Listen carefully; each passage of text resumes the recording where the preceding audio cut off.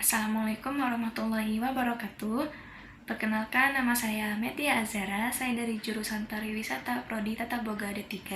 Di sini saya akan mempresentasikan atau menjelaskan pendekatan agama Islam melalui 3 aspek. Yang pertama itu melalui aspek Al-Quran dan sejarah Islam. Yang kedua itu melalui aspek kedisiplinan. Dan yang ketiga melalui aspek kedatangan syariat Islam. Nah, di sini saya akan menjelaskan aspek yang pertama itu melalui Al-Quran dan sejarah Islam. Jadi Al-Quran itu kan kitab suci umat Islam, dan Al-Quran itu pedoman bagi umat Islam dong, pedoman hidup lah istilahnya. Jadi kalau Al-Quran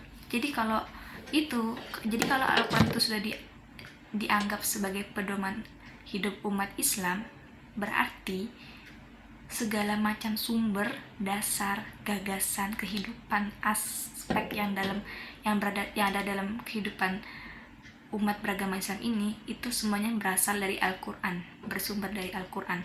Entah itu dari cara sholatnya, cara berpuasanya, cara mereka berhaji, berzakat, itu semua sudah diatur dalam Al-Quran. Dan kita sebagai umat beragama Islam itu hanya mengikuti apa yang sudah tercantum dalam Al-Quran dan tidak boleh mengubah-ubahnya ataupun membantahnya. Karena ini adalah Al-Quran. Al-Quran itu diturunkan sendiri firman-Nya oleh Allah Subhanahu wa taala. Nah, adapun aspeknya itu melalui sejarah Islam. Sebenarnya sejarah Islam ini hanya sekedar sejarah ya, atau sekedar cerita bagaimana sih perkembangan agama Islam dari zamannya Rasulullah sampai zaman sekarang. Taulah ya, banyak banget sahabat-sahabat Rasulullah yang meninggal dalam keadaan perang, atau mereka meninggal dalam keadaan syahid demi mempertahankan agama Islam, demi membela agama Islam dari kaum-kaum kafir, dari kaum Firaun. Dan di sini menurut Mukti Ali menyebutkan bahwa kedua metode yang diajukan tadi, metode tentang Al-Quran dan sejarah Islam itu yang ternyata metode itu diajukan oleh Syariati. Nah, dua metode ini ternyata itu sangat fundamental untuk memahami Islam secara tepat dan benar. Jadi kalian tuh gak usah bingung buat mempelajari Islam tuh kayak mana, gak usah bingung. Dua ini aja, melalui Al-Quran dan melalui sejarah Islam, itu pasti kalian itu bakal memahami bakal memahami Islam dengan benar. Nah, buat aspek yang kedua itu melalui kedisiplinan ilmu dan kajian isi atau ajaran. Awalnya agama Islam itu kan awalnya kedisiplinan itu kan hanya diajarkan kayak di pondok pesantren, kayak di boarding school gitu buat para santri-santriwati. Tapi sekarang kita ubah kedisiplinan ini nggak hanya mereka doang yang bakal mempelajarinya, tetapi umat beragama Islam lain yang di luar, umat beragama Islam lain yang awam, yang tidak mengerti kedisiplinan agama Islam juga bakal mengetahui dan bakal mempelajarinya. Maka disinilah mengapa mata kuliah agama itu sangat diwajibkan di perkuliahan. Jadi kita kembali lagi ke disiplin. Jadi kedisiplinan ini mereka mempunyai 3 aspek, yaitu aspek akidah, yang kedua aspek akhlak, dan yang ketiga aspek syariat. Yang pertama kita akan membahas aspek akidah. Nah, aspek akidah ini merupakan dimensi Islam yang berhubungan dengan keimanan. Jadi istilahnya itu hanya kita dan Allah yang tahu. Hanya Allah yang tahu keimanan kita tuh kayak mana dalam beribadah. Nah, yang kedua itu ada aspek syariat. Nah, syariat ini dia berhubungan dengan dimensi yang berhubungan dengan ketentuan hubungan manusia dengan Allah, manusia dengan saudara seagamanya, manusia dengan saudara sesama manusia, serta hubungan manusia dengan alam dan kehidupannya. Dan yang terakhir ada aspek akhlak. Sebenarnya apa sih yang kalian pikirkan soal akhlak? Attitude lah minimal. Pasti yang kalian pikirkan setelah mendengar kata akhlak atau attitude, pasti kalian bakal berpikirnya, oh sikap baik buruknya seseorang. Ya, itu sangat penting dalam agama Islam. Karena akhlak itu sangat karena akhlak seseorang itulah yang dapat menilai kita tentang baik buruknya kita. Dan yang terakhir itu ada akidah, tujuan didatangkannya syariat. Di sini ada 5 tujuan. Yang pertama, tujuannya untuk menjaga agama. Yang kedua, tujuannya menjaga jiwa.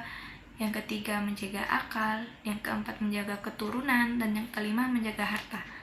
Jadi 5 inilah tujuan didatangkannya syariat. Jadi kalau nggak ada 5 tujuan didatangkannya syariat ini, udah, kalian tuh buat apa lo beragama Islam tapi kalian nggak ada tujuannya. Sedangkan di agama Islam sendiri pun kalian boleh beragama Islam, tapi setiap orang tuh memiliki syariat yang berbeda-beda. Entah itu syariatnya dia menganut mazhab apa, mazhab Imam Syafi'i atau mazhab apa gitu, kan banyaknya yang berbeda. Nah, di sini juga ada mempertanyakan 2 para ulama. Satu ulama yang benar-benar benar, dan yang kedua itu ada ulama yang mudah dibeli. Jadi maksudnya apa sih dari pembedaan 2 ulama ini? Jadi yang pertama itu ada ulama yang benar-benar ulama. Maksudnya apa sih? Jadi ulama ini adalah ulama yang benar-benar menyebarkan agama Islam, menyebarkan syariat Islam dengan benar melalui Al-Quran, hadis, dan sunnah. Itu yang benar-benar ulama yang bisa kita ikuti. Sedangkan yang kedua adalah ulama yang bisa dijual, yang bisa dibeli. Maksudnya apa sih? Yang kedua ini ulama yang sangat berbahaya. Kenapa? Karena kalau kalian mengikuti syariat yang dia ajarkan, syariat yang dia bawa, udah, kalian bakal tersesat jalannya. Karena dia bakal membuat opsi lain soal agama Islam tanpa melihat sumbernya dari Al-Quran. Jadi kalian sebagai umat Islam itu harus pandai-pandai dalam memilih ulama. Entah itu ulamanya akan membawa kalian ke jalan yang benar atau malah menyesatkan. Karena banyak di zaman sekarang ulama-ulama yang mengakui dia itu ulama, tapi buat mengarahkan ke jalan yang benar itu dia nggak bisa gitu. Dan ada sebuah hadis mengatakan bahwa tinta ulama itu tuh timbangannya lebih berat dibandingkan darah syuhada loh, orang yang mati syahid tuh. Itu timbangannya tuh lebih berat dibandingkan darahnya seorang syuhada. Di sini menyatakan kenapa sih kedudukannya seorang ulama tuh lebih tinggi dibandingkan maaf. Di sini dikatakan bahwa tintanya seorang ulama itu timbangannya lebih berat dibandingkan darah seorang syuhada atau orang yang mati syahid.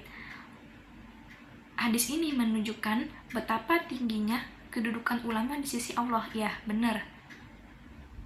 Bahwa ulama itu memiliki kedudukan yang sangat tinggi di sisi Allah, melebihi kedudukan para syuhada tadi.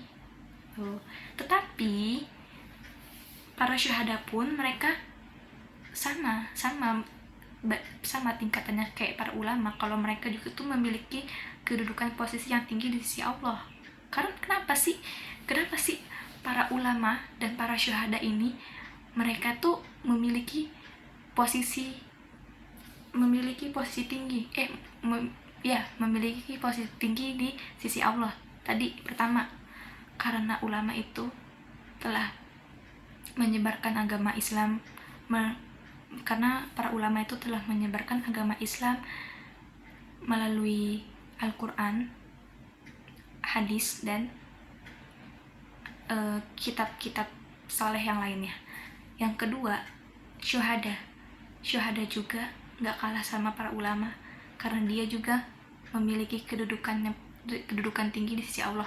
Karena apa? Karena syuhada ini dia yang telah menjual, mengorbankan, merelakan nyawanya demi menegakkan, demi mendirikan, demi mempertahankan agama Islam. Oke, sekian presentasi dari saya. Bila ada salah kata, itu datangnya dari saya. Bila apa yang saya sampaikan itu benar, datangnya dari Allah. Sekian dari saya. Wassalamualaikum warahmatullahi wabarakatuh.